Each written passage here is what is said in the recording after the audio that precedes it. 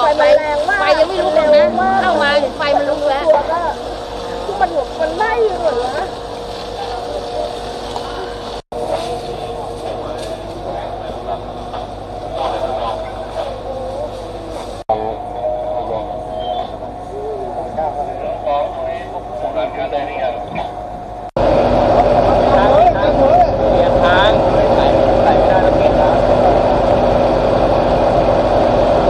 2 นาทีไหมเขาขอละ2 1ครับ2 1นี่ก็2 1ไม่ไหม้ไฟก็ไหม้ไฟไหม้จากโคนนะครับดูเลยนะเป็นโรงงานอันนี้ก็ของพี่ครับ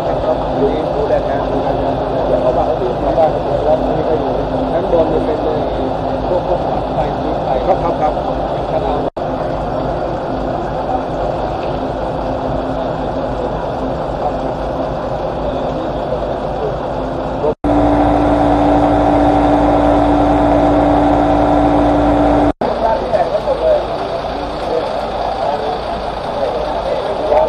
ครับผมครับ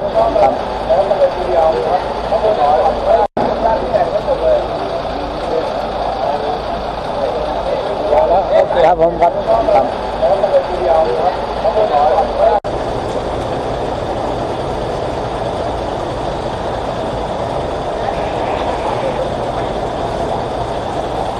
เล่นวิธีนะเว้ย